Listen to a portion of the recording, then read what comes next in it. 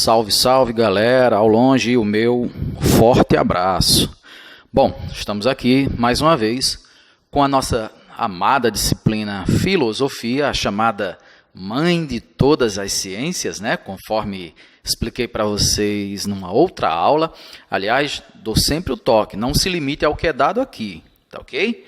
Tanto no que diz respeito a estar sempre revendo as aulas que estamos gravando, quanto no que diz respeito às pesquisas, se aprofundar mais, ler o livro, tá? Eu sei que vocês têm material didático de qualidade, e está sempre pesquisando, sempre se inteirando, sempre aproveitando o tempo para buscar mais e mais conhecimento. Aliás, é esse o cerne, o núcleo da própria filosofia, o amor à sabedoria.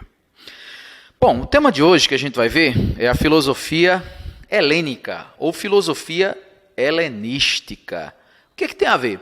Diz respeito, sobretudo, a um período específico. É o último grande momento da chamada filosofia clássica. E a gente começa com o contexto histórico. O contexto histórico, ele diz respeito ao que estava acontecendo naquele momento. Que momento era esse? Sempre temos que ver o pano de fundo daquela sociedade em que estamos estudando, né? Tanto no plano político, quanto no plano econômico, quanto no plano social, e muitas vezes até mesmo com relação ao plano religioso e cultural. Bom, vale lembrar que estamos estudando na aula de hoje 4 grandes correntes de pensamento que no seu conjunto nós chamamos de filosofia helênica ou helenística, que é o estoicismo, o cinismo, o pirronismo, também chamado de ceticismo, e o epicurismo. Tá legal? Vamos ver as ideias básicas de cada uma dessas correntes filosóficas. Eu chamo a atenção também para o próprio título helenístico. O que é isso? É uma palavra que nos remete a Heleno. Heleno é grego. Tá? Os gregos se achavam descendentes de um mítico guerreiro, Helen, né? Chamavam sua terra de Hélade e consideravam a si próprios como helenos. Então, toda vez que nós nos referirmos a helenístico, a heleno, em sua essência estamos nos referindo aos gregos, mas de um modo bem específico, o período helenístico, ao qual nós estamos aqui fazendo uso, diz respeito ao período que se inicia com a dominação alexandrina, o macedônio Alexandre Magno, que lá no final do século IV a.C., domina as cidades-estados gregas, expande a cultura helênica pela Ásia, pelo nordeste da África, nesse caso em específico o Egito, e vai até ali o leste da Ásia, nas fronteiras com o Paquistão, até o subcontinente indiano, formando um grande império, né? O Império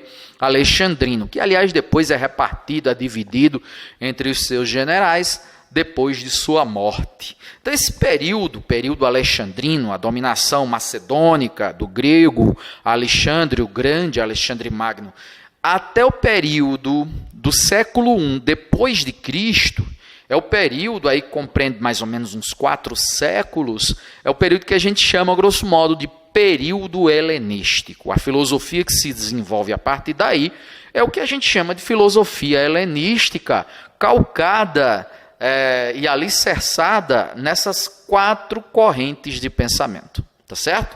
Aqui agora supracitadas. Repetindo, pirronismo / ceticismo, epicurismo, estoicismo e cinismo, tá bom? Bom, mas eu estava falando sobre o contexto histórico. É importante que nós nos situemos ali, o que estava acontecendo naquela fase.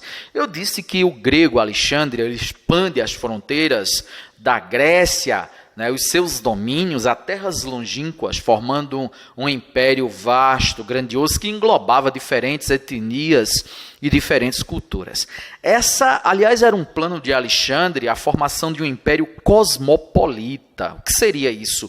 Um império assim com diferentes povos, diferentes culturas, diferentes concepções enfim, culturais, como eu já falei, né? Um império, ele próprio, Alexandre, casou-se com uma persa, ele incentivava os seus generais, os seus subalternos a casar-se com mulheres babilônicas, egípcias, indianas, mesopotâmicas, como um todo, para a formação de um império que seria, assim, com essa primeira ideia de cosmopolitismo. Tá? Que significa algo como diverso ou plural.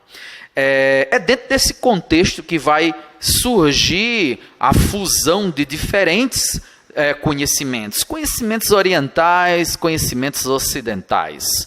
Tenha-se por Oriente, a Mesopotâmia, a Índia, tenha-se por Ocidente, a Grécia, partes da Europa Oriental, que vai ser dominado por Alexandre. Então, a fusão desses conhecimentos, dessas culturas, formam um caldo no qual se desenvolve essas correntes filosóficas aqui que nós nos propomos nessa aula a refletir, a elucidar. A primeira delas que eu coloquei aqui foi o estoicismo. Os estoicos, como eram conhecidos, adeptos das teorias de um pensador chamado Zenão.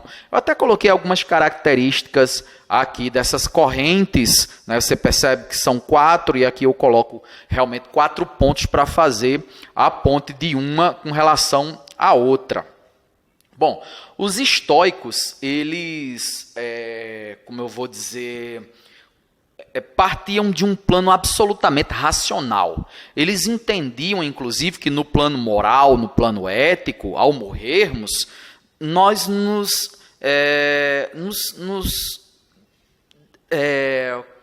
nós terminaríamos a nossa existência aqui mesmo. Quer dizer, esse plano subjetivo, esse plano metafísico de existência após a morte, de continuidade, de além, de Éden, de Hades, da vida num paraíso, não era concebido na concepção estoica, não é? Porque eles partiam de coisas muito concretas, muito palpáveis, muito mensuráveis, extremamente racionais, e pregavam que essa ideia racional, que futuramente a gente pode chamar também de cartesiano, né, dada as experiências da filosofia moderna mais para frente.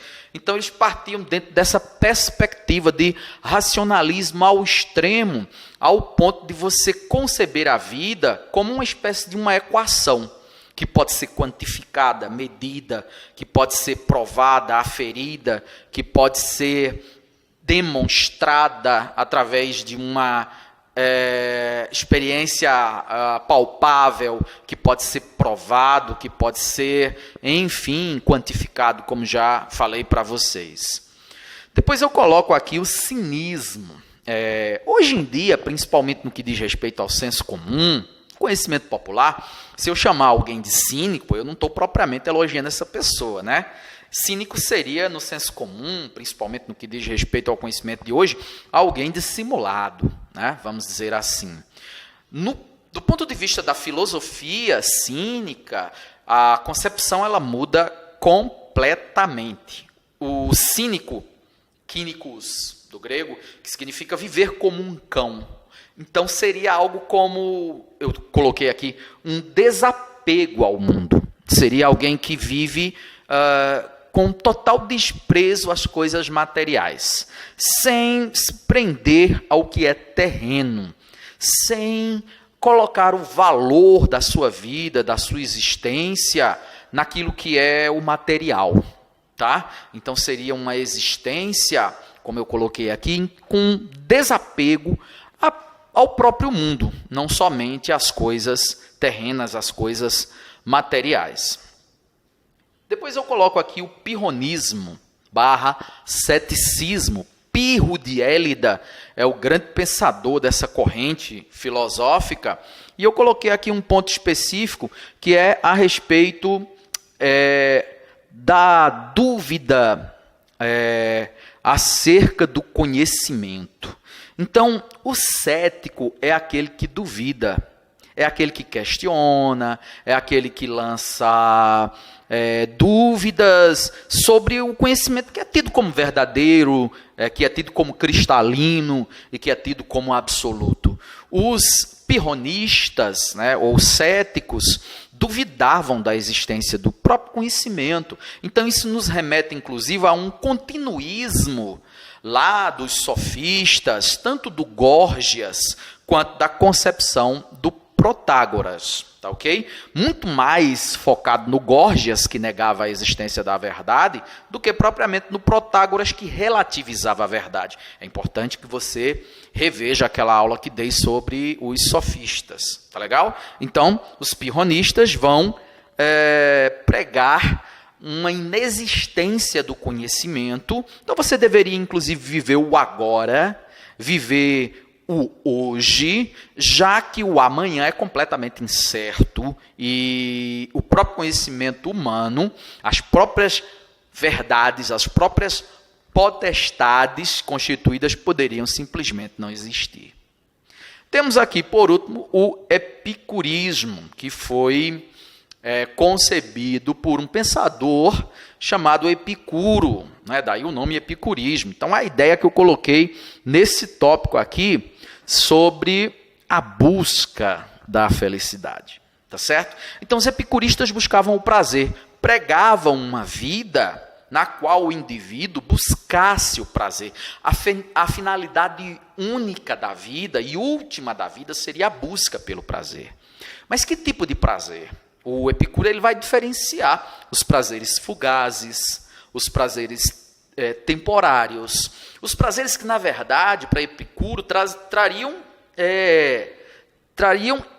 infelicidade, trariam decepções, trariam tristezas, como, por exemplo, as paixões, como, por exemplo, as inclinações, movidas pelos desejos sexuais, pelos sentidos mais animalescos que um ser humano poderia ter.